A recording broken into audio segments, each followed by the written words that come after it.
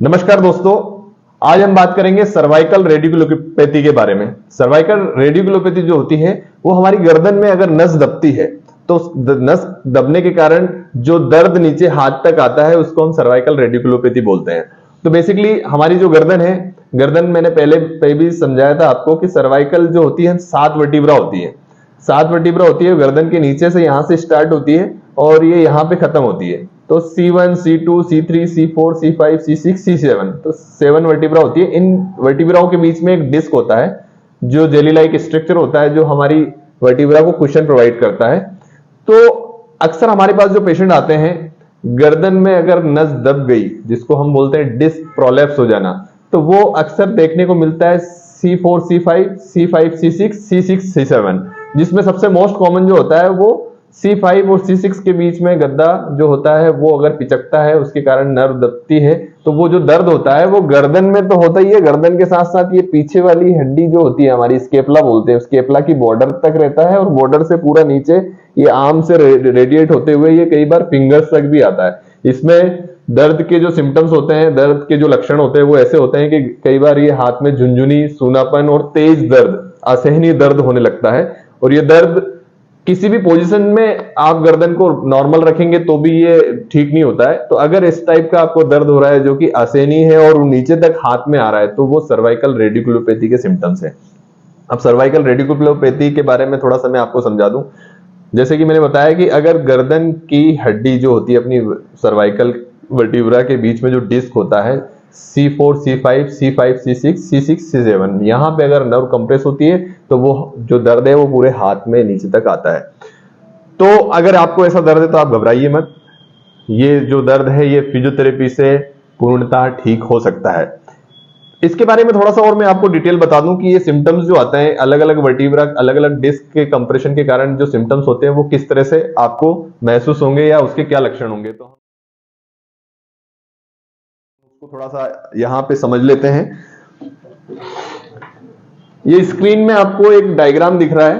इस डायग्राम में एक इंसान खड़ा हुआ है और उसका हाथ सीधा है, ये गर्दन है ना। ये अलग अलग नर्व रूट अगर दबती है, अगर जैसे कि C4 और C5 की वर्टिब्रा अगर कंप्रेस होती है तो उसका जो सिम्टम होगा वो इस तरह से उसके दर्द का सिम्टम होगा। वो दर्द इस तरह से होगा, ये गर्दन से लेके तो सिर्फ कोहनी के ऊपर तक, यहां से लेके यहां तक ही दर्द होगा, उसको नीचे उसका दर्द नहीं जाएगा। अगर C4, C5 डिस्क प्रोलैप्स हुआ है तो C5 नर्व रूट उसमें कंप्रेस होता है, ये दर्द पीछे की बॉर्डर पे भी रहेगा लेकिन ये हाथ में नहीं जाएगा। अगर C5, C6 nerve root compress हो रहा है, मतलब C5, C6 की डिस्क प्रोट्रूजन हुआ है, डिस्क प्रोलैप्स हुआ है, डिस्क खिसका है, तो उसका जो दर्द है वो गर्दन से लेके कोहनी, कोहनी से लेके तो ये अंगूठे और उंगली तक, एक उंगली जो अपनी ये वाला पोर्शन है बस यहीं तक इसका दर्द रहेगा। इसका दर्द पीछे भी रहेगा स्केपुलर बॉर्डर पे, ये जो पीछे वाला दर्द है वो हर नर्व रूट पे कंप्रेस होती है तो रहता है। अगर ये C6, C7 पे अगर कंप्रेशन हुआ है तो उसका जो दर्द है वो गर्दन में तो रहेगा ही, गर्दन के साथ पूरा कोहनी से लेके, तो अब ये दर्द जो है अंगूठे में नहीं रहेगा, ये 3 उंगलियों में रहेगा, अपना अंगूठे की बाजू की जो उंगलियां हैं इसमें। अगर इस नर्व आपका C7 अगर कंप्रेस हुआ है तो उसके कारण ये दर्द रहेगा। इसमें T1 भी एक नर्व रूट होता है, जो C7 T1 जो थोरेसिक वर्टिब्रा होती है उसमें अगर वहां के बीच का डिस्क प्रोलैप्स हुआ तो ये दर्द आपकी पीछे स्केपुला के जो बॉर्डर है उस पे पूरे पे रहेगा, ये ऐसे रेडिएट नहीं करेगा, ये पूरा अंडर आर्म यहां से लेके तो ये उंगलियों तक जाएगा, है ना। ये दर्द इधर नहीं रहेगा, ये दर्द यहां से लेके तो उंगलियों तक जाएगा। तो ये नर्व रूट्स होते हैं, अगर दबते हैं तो इस तरह से आपके दर्द के सिम्टम्स होते हैं। तो अगर इस टाइप का आपको दर्द है तो आपको बिल्कुल भी घबराने की जरूरत नहीं है, ये दर्द फिजियोथेरेपी में पूर्णतः ठीक हो सकता है। अगर आप फिजियोथेरेपिस्ट के पास नहीं जा पा रहे हैं और इस टाइप का आपको दर्द है, और कई बार इसमें हम घर पे भी एक्सरसाइज पेशेंट को सजेस्ट करते हैं, तो ये अगर एक्सरसाइज आप करते हैं तो इसमें आपको आराम लग जाएगा। नहीं लगता है तो फिर आप फिजियोथेरेपिस्ट के पास जाइए, लेकिन आप एक बार ये घर पे आप ये एक्सरसाइज ट्राई करके देख सकते हैं। सबसे पहली एक्सरसाइज आपको क्या करना रहेगा, दोनों हाथों को कोहनी कंधे पे रखना है, और ये जो आम अक्सर लोग ये करते हैं एक्सरसाइज, आपको गोल गोल ये घुमाना है। इससे क्या है, पीछे की जो मांसपेशियां हैं आपकी, उस मांसपेशियों का सर्कुलेशन बढ़ेगा, ये सीधा 10 बार ऐसे सीधा आपने घुमाया, 10 बार आप इसको उल्टा घुमाइए। ये पहली एक्सरसाइज आपको करना है अगर आपको सर्वाइकल रेडिकुलोपैथी का दर्द है या सर्वाइकल में डिसकम्प्रेशन है। पहली एक्सरसाइज आपने की, उसके बाद दोनों हाथों को आप ऐसे क्लैप्स कर लेंगे, सिर के पीछे रखना है और ये कंधों कोहनियों को आगे और पीछे ले जाना है। इससे भी आपकी जो स्केपुला है वो मसल्स जो है स्केपुलर मसल्स उसकी स्ट्रेचिंग होगी। ये आपकी दूसरी एक्सरसाइज है। तीसरी एक्सरसाइज में क्या करना है, आपको दोनों हाथों को ऐसे रखना है, कोहनी को शोल्डर के समांतर मतलब कंधे के समांतर रखना है। इसको भी आप पीछे ले जाएंगे, आगे लाएंगे, पीछे ले जाएंगे, आगे लाएंगे। इससे भी आपकी जो स्केपुला और शोल्डर गर्डल एक्सरसाइज इसको बोलते हैं, इससे आपके मूवमेंट्स बढ़ेंगे, थोड़ा सा वहां का सर्कुलेशन बढ़ेगा, तो आपके जो मांसपेशियों में टाइटनेस आई है उसमें कमी आएगी। उसके बाद क्या करना है आपको, ये नर्व को स्ट्रेच करते हैं, मसल्स के साथ साथ नर्व को स्ट्रेच करते हैं। तो ये वाला हाथ, जैसे कि जिस इस हाथ में दर्द है आपको, तो इस कंधे पे आपने रखा, दूसरे हाथ से कोहनी को पकड़ा और कोहनी को पकड़ के इसे खींचना है। इसको खींचने से क्या होगा, जो पीछे जो मसल्स टाइट हो गई नर्व दबने के कारण, उसमें रिलैक्स मिलेगा और नर्व भी स्ट्रेच होती है। इसमें जो अपना नर्व रूट कंप्रेस हो रहा है वो स्ट्रेच होता है, तो उससे आपको रिलीफ मिलेगा। ऐसे 5 सेकंड आप इसको होल्ड करेंगे, फिर छोड़ देंगे। अब एक हाथ से अगर कर रहे हैं तो दूसरे हाथ से भी आपको उसको एक्सरसाइज को परफॉर्म करना है। इसको भी 5 सेकंड रोकेंगे और छोड़ देंगे। तो ये सिंपल सी एक्सरसाइज है। उसके साथ साथ आपको नेक आइसोमेट्रिक करना है। नेक आइसोमेट्रिक कैसे करेंगे, आपको फिर से ऐसे क्लैप्स करना है, गर्दन के पीछे आप हाथ को रखेंगे, दोनों हाथ को गर्दन के पीछे, गर्दन एकदम आपकी सीधी होनी चाहिए। अब आपको क्या करना है, गर्दन को पीछे ले जाने की कोशिश करना है। गर्दन का मूवमेंट नहीं होगा, बस आपको कोशिश करना है हाथों से रोकना है। और इसको कॉन्ट्रेक्शन, इसको बोलते हैं आइसोमेट्रिक कॉन्ट्रेक्शन। तो आपको गर्दन को पीछे ले जाने की कोशिश करना है, हाथों से रोकना है, 5 तक गिनती गिनेंगे। अब प्रेशर कितना लगाना है ये भी बड़ा जरूरी है।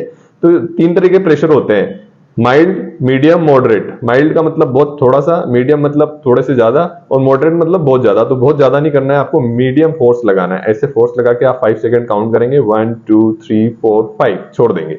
ऐसे ही हाथों को सिर के आगे रखेंगे। अब आगे की तरफ प्रेशर देने की कोशिश करना है, हाथों पे प्रेशर देंगे गर्दन से और 5 तक गिनती गिनेंगे, 1 2 3 4 5। ऐसा आपने 10-10 बार कर लिया, पीछे से भी आगे से भी। फिर आपको साइड में रखना है। एक चीज आपको ध्यान रखना है, गर्दन आपकी सीधी होनी चाहिए। अब साइड में आपने हाथ को रखा, कोहनी एकदम सीधी, ऐसा टेढ़ा होके नहीं करना है, आपको गर्दन बिल्कुल सीधा रखना है। अब साइड से प्रेशर लगाएंगे, हाथ से रोकेंगे, गर्दन से धक्का मारेंगे, मीडियम फोर्स, 1 2 3 4 5। ऐसे ही आप इस साइड से करेंगे। तो चारों तरफ से आपको मसल्स की स्ट्रेंथनिंग के लिए होता है बेसिकली। तो जो सर्वाइकल नर्व कंप्रेस हो रही है, वो कंप्रेस होने के कारण कई बार मसल्स वीक होना भी होता है। तो मसल्स की स्ट्रेंथ अगर अच्छी रहेगी तो कंप्रेशन कम होगा। इसको भी 5 सेकंड होल्ड करेंगे, 1 2 3 4 5। इसी के साथ साथ आपको क्या करना है, दोनों हाथ को एक चेस्ट पे रखेंगे, दूसरा चिन पे रखेंगे, ये अपनी खोड़ी होती है इस पे रखेंगे। अब आपको नीचे की तरफ प्रेस करना है, इसको प्रेशर उतना ही लगाना है, मीडियम प्रेशर। ये प्रेस किया, होल्ड किया, 1 2 3 4 5। तो ये 5 एक्सरसाइज जो है ये आइसोमेट्रिक एक्सरसाइज कहलाती है।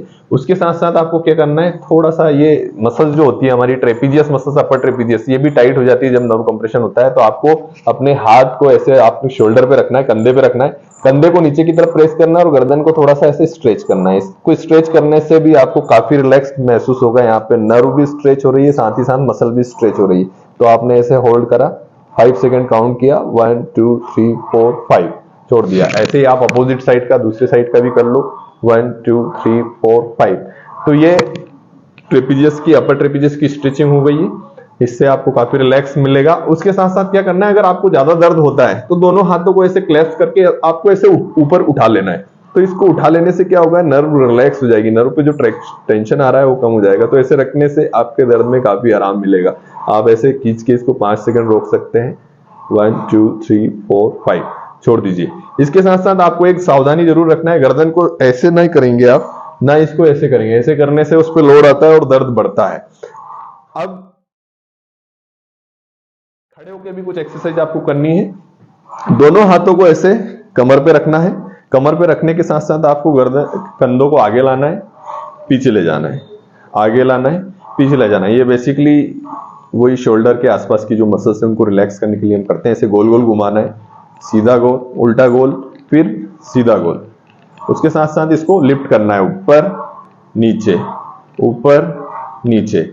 एक एक्सरसाइज और बहुत महत्वपूर्ण एक्सरसाइज है, आपको दोनों हाथों को ऐसे बांधना है, हाथ ऐसे सीधे करेंगे, है ना, ऐसे ऐसे घुमाते हुए आप इसको ऐसे लेके जाएंगे और फिर स्केपुला को पीछे खींचेंगे, मतलब ये कंधों को, दोनों कंधों को पीछे खींचना है, ये पीछे खींच के होल्ड करना है 1 2 3 4 5, फिर छोड़ देंगे, फिर खींचेंगे 1 2 3 4 5, छोड़ देंगे।